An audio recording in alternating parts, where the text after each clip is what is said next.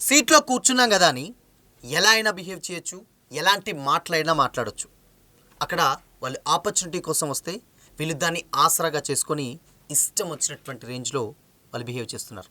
ఇప్పటికే మీకు అర్థమయ్యే ఉంటుంది కదా. బిగ్ బాస్ సీజన్ 10కి సంబంధించినటువంటి అగ్ని పరీక్షకి సంబంధించినటువంటి సీజన్ 2 ఎపిసోడ్ జరుగుతుంది. దాంట్లో జడ్జిలు బిహేవ్ చేసేటువంటి విధానం, జడ్జిలు ఎవరైనా ట్రిగర్ చేయొచ్చు, మొహం మీద నీళ్లు కొట్టొచ్చు, తిరిగి రియాక్ట్ అయితే మాత్రం ఓపిక లేదని రెడీ చేస్తారు. రియాక్ట్ అవ్వకపోతే నీ జెన్యూనిటీ లేదు, ఎక్కడిపోయిందని అనేస్తారు.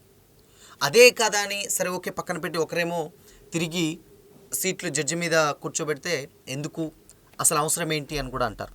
పోనీ కోపడడానికి పోతే మాత్రం అతి క్యాలిక్యులేటెడ్ వద్దు అని కూడా మాట్లాడేస్తారు. ఏంటయ్యా అసలు ఏం జరుగుతుంది అంటూ కూడా ఇప్పుడు సోషల్ మీడియాలో కమెంట్స్ జరుగుతుంది. మిమ్మల్ని అలా ఎవరైనా చేస్తున్నప్పుడు మీరు కూడా డిఫెండ్ చేసుకోండి అంటూ కూడా చాలామంది జడ్జెస్ని కమెంట్ చేస్తున్నారు.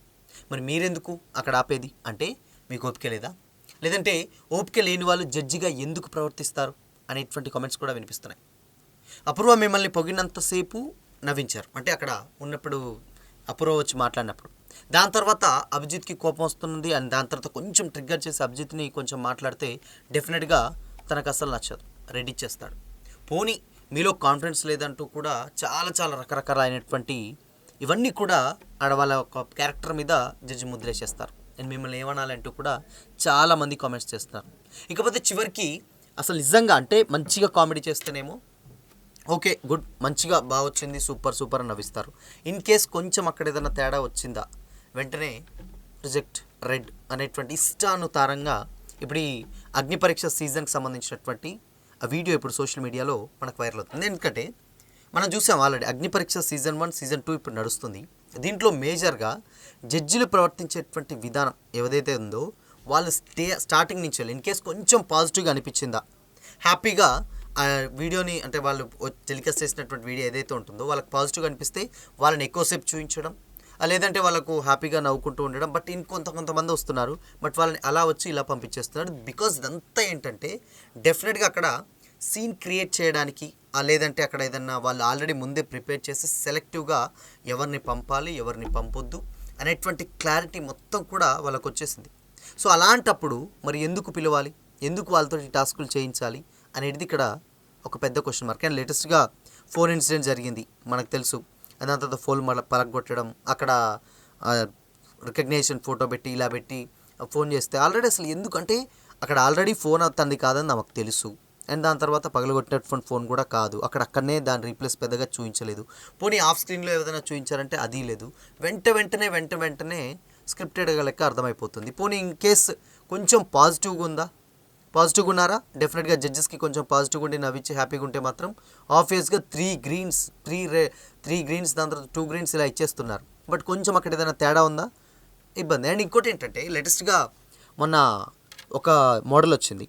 ఆ మోడల్ వచ్చినప్పుడు కూడా కంప్లీట్గా వాళ్ళు ఏం చేశారంటే అతన్ని మొత్తం కూడా కన్ఫ్యూజ్ చేశారు. సో మేకప్ ఉన్నప్పుడు ఒక తీరుగా, మేకప్ లేనప్పుడు ఒక తీరుగా, నువ్వు ఇలా మొత్తం మ్యానిపులేట్ అవుతున్నావు, మారుతావు అని కూడా చేసేసారు. అండ్ లేటెస్ట్గా నిన్న విజయవాడ ఒక అబ్బాయి వచ్చారు. సో ఆ అబ్బాయిని కూడా ఫస్ట్ స్టార్టింగ్ వచ్చినప్పుడు చాలా కామ్ అండ్ కూల్గా ప్రశాంతంగా ఉన్నారు.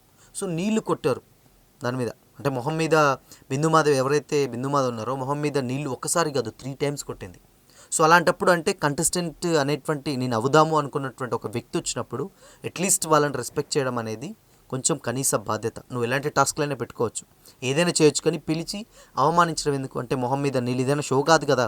నిజంగా అక్కడ కంటెస్టెంట్స్కి మధ్య ఏదైనా జరిగితే అది వేరే అనుకోవచ్చు. బట్ అక్కడ జడ్జెస్సే ఇలా బిహేవ్ చేస్తుంటే ఇక ఎవరేం చేస్తారనేది అక్కడ ఒక క్వశ్చన్ మార్క్. అండ్ ఇంకొక విషయం ఏంటంటే వచ్చినటువంటి ప్రతి ఒక్కరు కూడా వచ్చినటువంటి వాళ్ళు హ్యాపీగా ఫస్ట్ నవ్వించి చాలా నార్మల్గా ఉన్నప్పుడు వాళ్ళని కంప్లీట్గా ట్రిగ్గర్ చేయడం, లేదంటే వాళ్ళకంటే ఇది కరెక్ట్ కాదు అంటే ఒకవేళ కామ్గా ఉన్నారు, సో ఎందుకు ఇలా కామ్గా ఉంటున్నావు, హౌస్లో ఉంటే ఎలా అవుతుంది, ఇలాంటి ఒక గేమ్ షో స్ట్రాటజీ ప్లే చేస్తారు.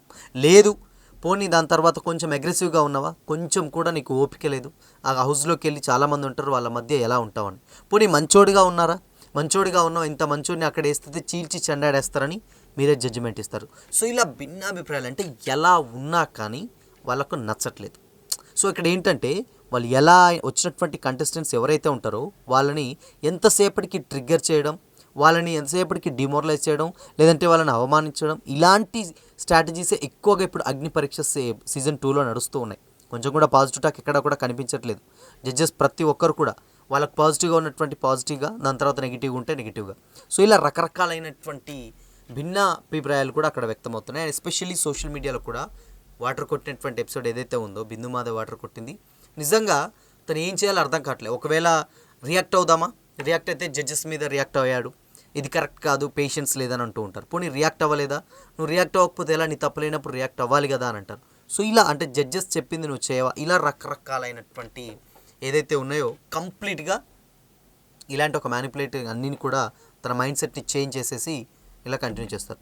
సో ఇది ఇక్కడ మేజర్గా కంటెస్టెంట్సే కాదు, అక్కడ కూర్చున్నటువంటి జడ్జెస్ ఎవరైతే ఉంటారో వాళ్ళు కూడా చాలా చాలా అతి చేస్తున్నారు. మేబీ అది టీఆర్పీ రేటింగ్ కోసమా, లేదంటే స్క్రిప్టెడా, లేదంటే ఆల్రెడీ ముందే సెలెక్ట్ చేసి అక్కడ వచ్చినటువంటి వాళ్ళని అలా ప్రొలైబ్ చేస్తున్నారో తెలియదు. కానీ ఓవరాల్గా మాత్రం వచ్చినటువంటి కంటెస్టెంట్స్కి ఎలా అయినా వాళ్ళతోటి బిహేవ్ చేయొచ్చు, కానీ వీళ్ళు మాత్రం వీళ్ళ ఒరిజినాలిటీని బయట పెడితేనే ఇక్కడ ఒక పెద్ద సమస్య అంటూ కూడా చాలామంది అయితే సోషల్ మీడియాలో కమెంట్ చేస్తున్నారు.